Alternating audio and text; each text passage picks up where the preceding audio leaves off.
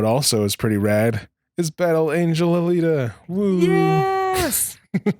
I was actually really nervous about it coming into it because like the initial CG and stuff, like her eyes, and she looked like Dora. She had Dora the Explorer eyes in the original like trailers. She really did. I mean, I was just kind of, because it's based off of an anime also called Battle Angel Alita. Manga anime. Or manga and anime Battle Angel Alita. And so I was kind of skeptical too. I mean, just because we have had some really bad stinkers with anime adaptions, like Ghost in the Shell was just, that was sad. That was sad. Bad. But I was skeptical. And then James Cameron produced it, and Robert Rodriguez, whose movies that I do like, directed it. Spy Kids. Machete, that's what I'm thinking of. But I know, I just like to say Spy Kids. I know. I'm just really skeptical with the eyes, and I'm like, and I'm like, well, I'm just gonna watch it just cause I don't know. That's the thing that worried me, because like anime, like it felt like kind of like a focus group. What do you think of anime? Big eyes. Oh gosh, yeah, I didn't even think of it. I was like, oh great, this is a movie touched by like some out of touch executive, like, oh, the anime is all about them eyes. Give her big eyes, gigantic eyes. It actually turned out really good. Just thinking about that, like it was just really entertaining. I really thought there was some cool, I don't know, just the story was just really good. And then I love me being a dork because Jennifer Connelly's in there.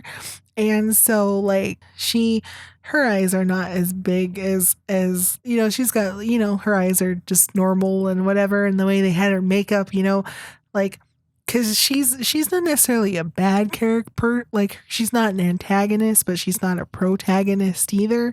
And so, but like I was like being a dork, like, yeah, because like I remember reading somewhere, like the more innocent and stuff, they make the anime eyes bigger, and the more like closed your eyes are, like smaller your eyes are, the more evil you are. like Brock, he's the evilest of all. Yes, he is. Well, he's always chasing skirts, so sexual harassment. And then like there is a scene where with her costume, and I was like looking at it and I'm like, oh my gosh, that looks like that is such a 90s anime character right there. I was actually excited to see that. It was just a really good movie, and I like their cool murder ball or whatever they're. Yeah, it was like basically roller derby with knives, like going super fast. And I mean they obviously set it up for a sequel, but I'm really hoping they actually do a sequel, because I don't know how well it did. I think it did okay, but I don't know if it did. I hope it did well, because a lot of people were like don't see Captain Marvel, go see this. I would suggest watching this over Captain Marvel, because this is a much better movie. The action was really cool. I forget what the name of her father figure. What's his real name? I know he's Christoph Waltz is his real name. But Hans Landa. But he was always really cool. He had I was like I like his cool outfit, like the trench coat thing with like the cool cyber hammer, like the jet hammer thing. Oh yeah, cause that was really cool. I don't know. I'm weird. I like jet hammers. I like the idea of like swinging a hammer and then like having like a jet propel it even faster and like hit people and stuff. But yeah, he was like a cool hunter guy. And he was like a bounty hunter. And like Ido was his name in the movie. Gotcha. I feel bad. It's one of those things, like I love the movie, but sometimes I forget things.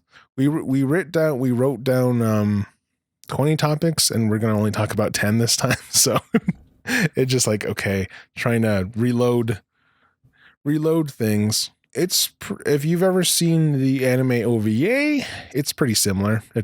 It's very similar, it's not a bad thing. If anything, I think it's done a little bit better. There's a little bit more budget compared to the original OVA. But it's really good. I always like I like when she gets like the blood and puts it on her. Oh yeah, on her eye, cheeks. or on her cheeks, right under her eyes. Yeah, like football paint. Yeah, she's got was it eye black or whatever? Yeah, eye black. Yeah, whatever they call it, whatever the sports bowl people call it. You just run to the other side. Boo hoo. They pay you $1 million for running to this. But they gotta run against other people, and they get tackled, and it gets hurt, and it gets hurt, and they get hurt. Mm-hmm. No, I know. I'm just a foosball hater. I'm like Adam Sandler's mom and Waterboy. Foosball. I really do hope they do a sequel. I'm trying to think others things. Oh yeah, it was kind of. I don't know why I like I like when characters are the whole fish out of water thing. When they're like learning stuff, it's like, ooh, it's an orange. Oranges are amazing. But with her, it was chocolate, not ice cream. Chocolate and ice cream, and trying all his new things and learning. And I do like all the designs of it, because like people were like androids or had like prosthetics and like not full cyborgs and everything like that, but like people would get robbed. People were getting robbed. And that was an interesting little side story kind of thing going on there. I like the design. Like I like that one assassin dude who was practically a full cyborg with the mohawk. Oh yeah. I think that he was Francis, I think, from Deadpool. Let me double check. They built a really good world with that. Even though I like contemporary modern stuff, I really like when people build like this really fun world to look at. But yeah, I really do like the murder ball. I think that was like my favorite thing. Yeah, because those were some pretty awesome visuals and just a lot of fun action. But I mean, Robert Rodriguez does action pretty good. He also does Spy Kids really good. Even if you have seen the original OVA, I'd still recommend watching it. I think it's got better visuals. The original OVA anime is it's a lot dark. It's very dark. That one, it just looks like black screens. Like it looks a little low budget, I guess, or you know what I mean? The anime, not as good animation, and I mean the animation is fine, but there's no real backgrounds at times. It says it's just a black screen and shadows. That's fine, but it's a good movie. I really recommend go see it over Captain Marvel. Yeah, and yeah, people on Twitter were actually having like campaigns like go see Battle Alita. Right. I guess it's just because it's anime, and we're obviously we are big anime supporters. Support the arts. Someday the arts. We're getting better and better. We're getting more people. Like I'm seeing more and more. One of us. Like more people like talking about their fandoms or just like random pop culture references. So this is just really exciting because it was like a very niche thing, and now people are like, wow, this is cool. I'm like, yes, it is cool. Go watch the real thing. Again, I'm always for pushing people into that anime pit. You push people in the anime pit, you'll come out kawaii. I'm still not kawaii. Well, you do follow the Hello Kitty, the grandmaster of the kawaii crew. Oh my gosh, yes, Hello Kitty is the grandmaster of the kawaii crew. And she fought a Gundam. I need to watch those. I need to watch them too. Can't find them. Anyways, support the arts. We're getting better. We went from a big turnaround from bad Ghost in the Shell to pretty good, really good watching Battle Angel Alita. Hopefully Cowboy Bebop's okay.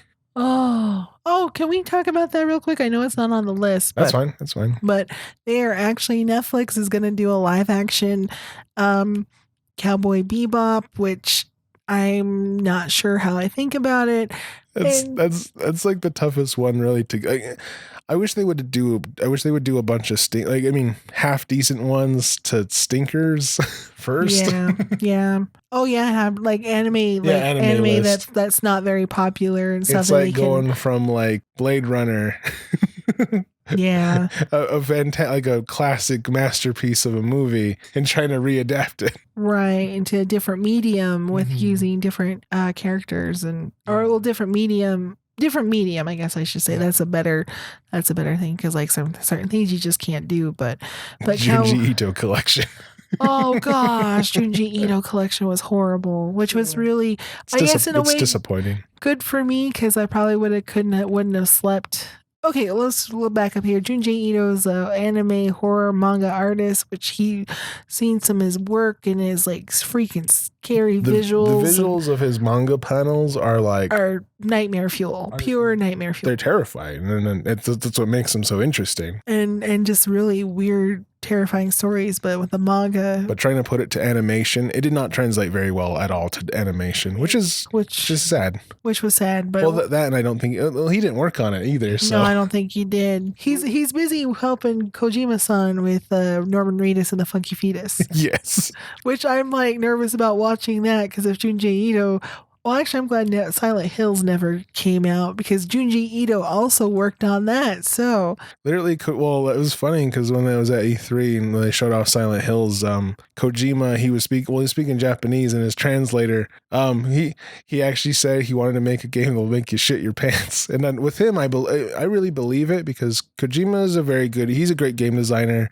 Then you have Guillermo del Toro and Junji Ito, and they would probably made the scariest thing ever made.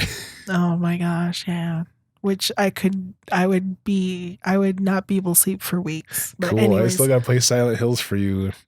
Yes. Or PT, I mean. PT. And freak you out. But anyways.